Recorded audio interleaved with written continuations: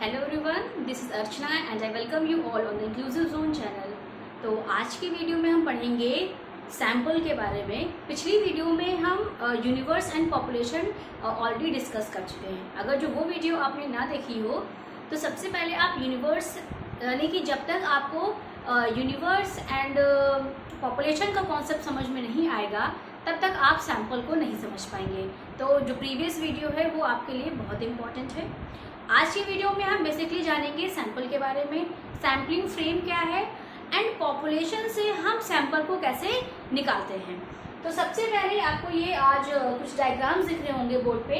In diagram को समझने से पहले हम ये वाला डायग्राम पहले समझेंगे कि इस डायग्राम का क्या मतलब है। तो आपको बोर्ड पे दिख रहा होगा कि इस वाले बॉक्स में पॉपुलेशन लिखा हुआ है और पॉपुलेशन क्या होती है ये ऑलरेडी हम डिस्कस कर चुके हैं।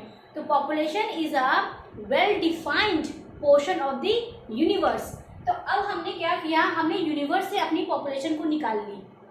अब हमारे पास ये जो ग्रीन कलर से आपको छोटे छोटे दिख रहे होंगे पीपल, ये हमारी क्या है, पॉपुलेशन है। अब इस पॉपुलेशन से है ना, मैंने आपको बताया था कि हम होल पॉपुलेशन पे स्टडी करना बहुत मुश्किल होता है। अगर जो आपकी पॉपुलेशन का साइज स्मॉल है तब हम होल पॉपुलेशन को अपनी स्टडी में ले लेते हैं, बट अगर जो आपकी पॉपुलेशन का साइज लार्ज है तो आप होल पॉपुलेशन को अपनी स्टडी में नहीं ले सकते। जब होल पॉपुलेशन को अपनी स्टडी में नहीं ले सकते इसीलिए हम लेते हैं सैंपल।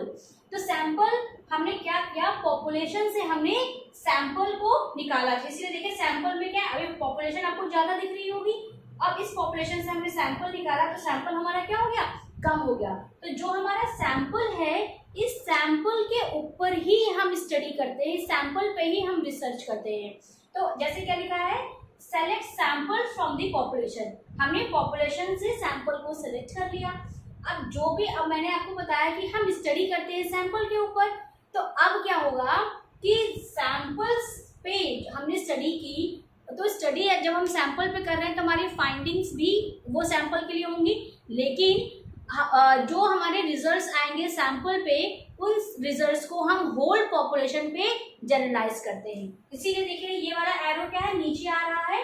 पॉपुलेशन से हमने सैंपल को निकाला, जो भी हमारे रिजल्ट्स आए, जो हमारी फाइंडिंग्स आई, इन फाइंडिंग्स को हमने होल पॉपुलेशन पे जनरलाइज कर दिया। तो क्या है, generalise conclusion from the sample to population, यानी सैंपल से जो कंक्लूजन आया है उसको हम होल पॉपुलेशन पे जनरलाइज करते हैं।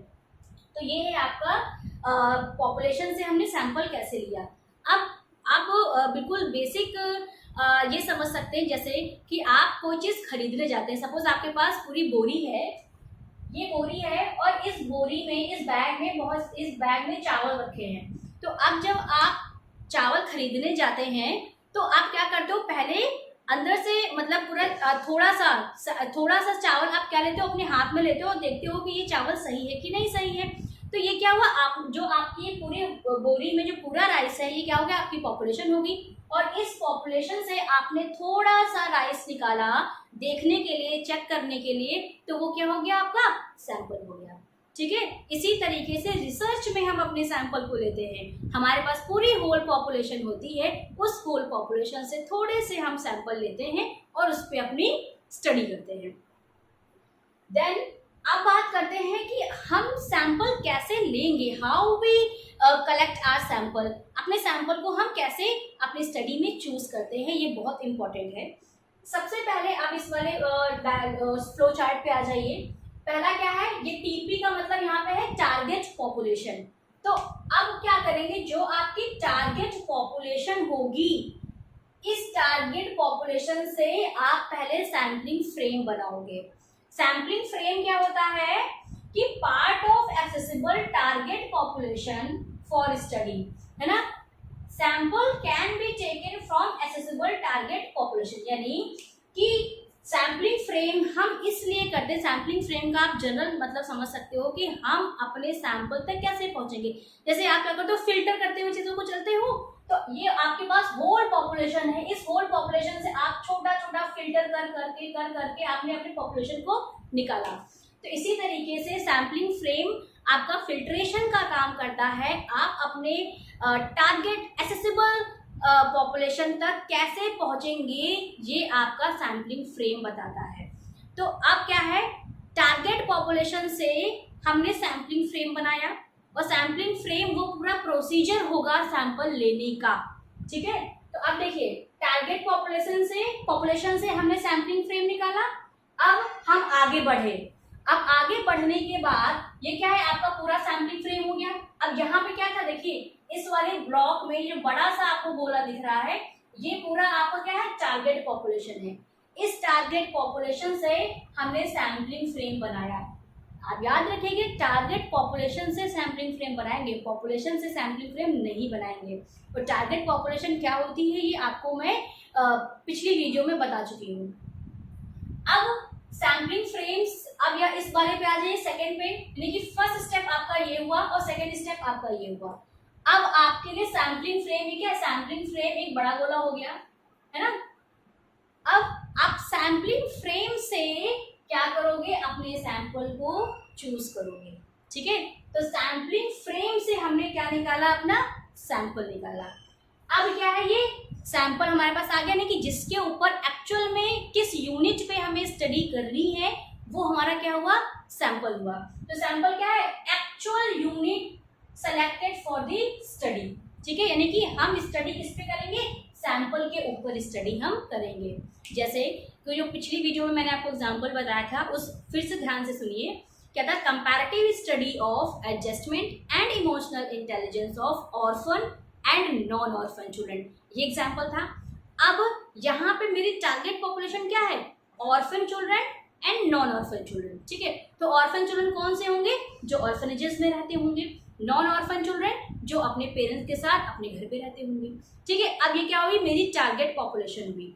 अब टारगेट पॉपुलेशन से अब मैं क्या बनाऊंगी, सैम्पलिंग फ्रेम, कि मैं एक्चुअल में अपने सैंपल तक कैसे पहुंचूंगी, है ना। तो अब लखनऊ सिटी में बहुत सारे ऑर्फनेजेस हैं। अब आप सारे ऑर्फनेजेस को तो ले नहीं सकते हैं। अब हमने क्या किया, सपोज कि लखनऊ सिटी के ही कुछ ऑर्फनेजेस को हमने अपनी स्टडी में चूज कर लिया, ठीक है। तो जो आपके कुछ ऑर्फनेजेस होंगे, फ्यू जो ऑर्फनेजेस होंगे जिनको आपने अपनी स्टडी में चूज किया, वो क्या हो गया, आपका सैम्पलिंग फ्रेम हो गया। अब कुछ ऑर्फनेजेस में भी अगर जो आपको और अपनी उसको सैंपल को लेना है, मतलब सैंपल को और रिफाइन करना है, तो सपोज कि आप लखनऊ सिटी में 100 ऑर्फनेजेस हैं।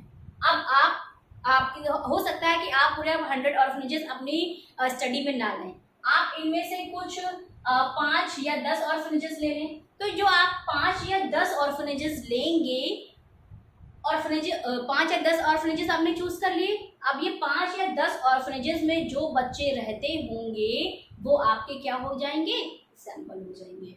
तो इस तरीके से हम टारगेट पॉपुलेशन से अपने सैंपल तक पहुंचते हैं और सैंपल पे ही हम एक्चुअल स्टडी को करते हैं। और जो सैंपल से हमारी फाइंडिंग्स आती हैं, उन फाइंडिंग्स को हम पॉपुलेशन पे जनरलाइज करते हैं। तो आई होप आपको टारगेट पॉपुलेशन सैम्पलिंग फ्रेम से सैंपल आसानी समझ में आया होगा, है ना। और पॉपुलेशन से सैंपल कैसे लेंगे ये भी आपको समझ में आ गया होगा। अगर जो ना समझ में आया हो तो आप पूछ सकते हैं। तो अब हम बात करेंगे पर्टिकुलरली सैंपल के बारे में कि सैंपल क्या होता है। Now we will talk about sample. Sample क्या है, sample is the true representative of the population. Sample आपका ट्रू रिप्रेजेंटेटिव होना चाहिए पॉपुलेशन का। जैसे कि अभी मैंने आपको डायग्राम से बताया था कि पॉपुलेशन से हम क्या निकालते हैं, अपना सैंपल निकालते हैं। तो पॉपुलेशन भी कैसी होगी, सिमिलर कैरेक्टरिस्टिक्स वाले लोग ही होंगे हमारी पॉपुलेशन में। उस पॉपुलेशन से हम क्या करते हैं, अपने सैंपल को निकालते हैं। तो इसीलिए बोला जाता है कि sample is the true representative of the population. तो ये डेफिनेशन आप याद रख सकते हैं, बहुत ही सिंपल है कि sample is the true representative of the population. Then है आपका it is a subset of the population. ये भी कह सकते हैं कि जो आपका सैंपल है, सैंपल पॉपुलेशन का एक सबसेट है, यानी कि छोटा सा पार्ट है जो कि हम अपनी स्टडी में लेते हैं। देन है आपका to study the characteristics of the entire population. Sample हम इसीलिए लेते हैं ताकि जो हमारी एंटायर पॉपुलेशन है, जिस पॉपुलेशन से हमने अपने सैंपल को निकाला है, उसकी कैरेक्टरिस्टिक्स को स्टडी की जा सके। क्योंकि कि जो हम पर्टिकुलरली जो स्टडी करते हैं वो सैंपल पे करते हैं, तो सैंपल पे जो फाइंडिंग्स आती हैं उन्हीं फाइंडिंग्स को हम पॉपुलेशन पे जनरलाइज करते हैं। और यहाँ पे बात कैरेक्टरिस्टिक्स की इसलिए की गई है क्योंकि हमने क्या किया, सिमिलर कैरेक्टरिस्टिक्स वाले लोगों को यूनिवर्स से निकाला था। तो अब यूनिवर्स से हमने सिमिलर कैरेक्टरिस्टिक्स वाले लोगों को निकाला, तो वो क्या होगी, हमारी पॉपुलेशन होगी। अब पॉपुलेशन में सिमिलर कैरेक्टरिस्टिक्स वाले लोग आ गए, तो उसी से हमने क्या निकाला, अपना सैंपल निकाला। इसीलिए बोलते हैं कि जो भी स्टडी है, मतलब कि सिमिलर कैरेक्टरिस्टिक्स वाली पॉपुलेशन को स्टडी करने के लिए हम सैंपल को लेते हैं। तो ये आप 3 चीज़ें याद रखिएगा सैंपल से रिलेटेड, कि sample is the true representative of the population, it is a subset of the population. यानी सपोज कि ये आपकी पॉपुलेशन है ना, ये पॉपुलेशन हो गई आपकी, ये आपकी होल पॉपुलेशन है, ठीक है। अब इस पॉपुलेशन से हमने क्या निकाला, सैंपल निकाला, तो ये हमारा क्या हो गया, सैंपल हो गया। तो ये छोटे है ना, कि ये यहाँ पे बहुत सारे लोग हैं, लेकिन हम सबको अपनी स्टडी में नहीं लेंगे, हमने छोटा सा पार्ट निकाला और वो क्या हो गया, हमारा सैंपल हो गया। अब यहीं पे आप एक चीज और समझ लीजिए, ये आपका स्टैटिस्टिक्स का पार्ट है, कि जब हम बात स्टैटिस्टिक्स की लैंग्वेज में जब हम बात करते हैं पॉपुलेशन की, तो पॉपुलेशन के लिए हम पैरामीटर वर्ड यूज करते हैं। ये क्या है हमारा, अगर स्टैटिस्टिक्स की भाषा में समझे तो जो हमारी पॉपुलेशन है वो क्या होती है, हमारी पैरामीटर होती है। और जो हमारा सैंपल है ये क्या है, स्टैटिस्टिक्स। यानी कि आप ये कह सकते हैं कि जो हमारा सैंपल होता है, सैंपल के ऊपर ही हम स्टैटिस्टिक्स का अप्लाई करते हैं, इसीलिए क्या बोला जाता है, स्टैटिस्टिक्स। और पॉपुलेशन हमारी क्या है, पैरामीटर। ये बहुत इंपॉर्टेंट है आपके नेट के एग्जाम के लिए तो है ही, साथ ही साथ बाकी जितने भी कॉम्पिटिटिव एग्जाम होते हैं, असिस्टेंट प्रोफेसर के लिए, पीएचडी एंट्रेंस एग्जाम के लिए, सब में ये क्वेश्चन पूछा जाता है और ये बहुत ही फेवरेट क्वेश्चन है। तो और आसान भी है और मेमोरी बेस्ड क्वेश्चन है। तो ये आप याद रखिए कि जब हम बात करेंगे पॉपुलेशन की, तो वर्ड यूज करते हैं पैरामीटर इन स्टैटिस्टिक्स। जब हम बात करते हैं सैंपल की, तो सैंपल के ऊपर हम स्टैटिस्टिक्स लगाते हैं, यानी कैलकुलेशन करते हैं, तो वो क्या है हमारा, स्टैटिस्टिक्स। अब हम बात करते हैं characteristics of a good sample. एक अच्छा सैंपल कैसा होना चाहिए, उसके अंदर कौन कौन सी कैरेक्टरिस्टिक्स होनी चाहिए। यहाँ से भी डायरेक्ट क्वेश्चन पूछा जाता है आपका। तो पहला क्या है, true representative of the population. Sample आपका ट्रू रिप्रेजेंटेटिव होना चाहिए पॉपुलेशन का। अगर सपोज आपने ऐसा सैंपल चूज कर लिया जो आपके पॉपुलेशन को रिप्रेजेंट ही नहीं कर रहा है, तो वहाँ पे सैम्पलिंग एरर बढ़ जाती है ना, सैम्पलिंग एरर के चांसेस आ जाते हैं। तो आपको ये याद रखना है कि अपनी स्टडी में सैम्पलिंग एरर कम से कम रखनी है ना। तो जो भी आप सैंपल लें, सैंपल आपका ट्रू रिप्रेजेंटेटिव होना चाहिए पॉपुलेशन का, यानी कि वो पॉपुलेशन को रिप्रेजेंट करे, ठीक है। देन है आपका appropriate sample size. Sample size भी हमारा एप्रोप्रिएट होना चाहिए। हम ज़्यादातर ये कहते हैं कि 30 सैंपल साइज 30 सैंपल साइज, ठीक है। सैंपल साइज आपका 30 से कम नहीं होना चाहिए। अगर जो आपका सैंपल साइज 30 से कम है तो ये अच्छा सैंपल साइज नहीं माना जाता है। और जब आपका सैंपल का साइज जितना कम होगा उतनी ही सैम्पलिंग एरर होने की चांसेस होती है। Sample size large, sampling error less, ठीक है। ये आप पॉइंट याद रखिए कि सैंपल का साइज अगर आपका ज्यादा होगा तो जो आपकी सैम्पलिंग एरर है, सैम्पलिंग एरर वो कम हो जाएगी। ऐसे ही वाइसी वर्सा, अगर जो आपका सैंपल साइज कम है तो सैम्पलिंग एरर बढ़ जाएगी, सैम्पलिंग एरर बढ़ जाएगी, और sample size small, sampling error बढ़ जाएगी आपकी। आप इससे भी याद रख सकते हो, मैं यहाँ पे बना देती हूँ ये डायग्राम, ठीक है। इससे भी आप याद रख सकते हैं। तो ये सपोज क्या है हमारा सैंपल, ऐसे नहीं बनेगा, ये ऐसे बनेगा, ठीक है। तो ये क्या है, सैंपल साइज हो गया आपका, sample size large, sampling error कम। तो ये आपको ये बहुत ही बेसिक चीज है, याद रखना है कि जब हमारा सैंपल साइज लार्ज होगा सैम्पलिंग एरर कम होगी, सैंपल साइज स्मॉल होगा सैम्पलिंग एरर ज्यादा होगी। तो रिसर्च में आपको सैम्पलिंग एरर से बचना है ना। देन है आपका एक्सेसिबिलिटी, सैंपल ऐसा होना चाहिए जो एक्सेसिबल हो, जिस तक आसानी से पहुंचा जा सके। देन है आपका इकोनॉमिकली वाइबल, यानी कि सैंपल साइज हमेशा कम खर्चीला होना चाहिए। ऐसा ना हो कि आपने ऐसा सैंपल चूज कर जिसको करने में बहुत सारा खर्चा आ रहा है। और सैम्पलिंग हम इसीलिए करते हैं ताकि जो इकोनॉमिकली हम उस पर कम खर्चा कर सकें, यानी कि आसानी से कम पैसों में हम अपने सैंपल तक पहुंच सकें। ठीक है, तो इसीलिए सैंपल हमारा कैसा होना चाहिए, इकोनॉमिकली वाइबल होना चाहिए। देन है आपका गोल ओरिएंटेड। गोल ओरिएंटेड का मतलब ये है कि जिस पर्पस के लिए आप सैंपल को चूज कर रहे हो वो पर्पस फुलफिल होना चाहिए, वरना सैंपल लेने का कोई मतलब नहीं है। देन आपका रैंडमली सेलेक्टेड, मोस्ट इम्पॉर्टेंट कि जो भी आप सैंपल लें पॉपुलेशन से वो हमेशा रैंडमली सेलेक्टेड होना चाहिए। जैसे मैंने आपको अभी एग्जांपल दिया था एक बोरे का जिसमें चावल रखे हैं, तो हमने क्या किया कि हाथ डाल के हमने देखा और हमारे पास कुछ चावल आ गए, तो हमने वहां पे बायसेस नहीं दिखाई, है ना। तो ये क्या है कि हमेशा सैंपल कैसा होना चाहिए, रैंडमली सेलेक्टेड होना चाहिए। जब सैंपल आपका रैंडमली सेलेक्टेड होगा तो वो ट्रू रिप्रेजेंटेटिव पॉपुलेशन का होगा।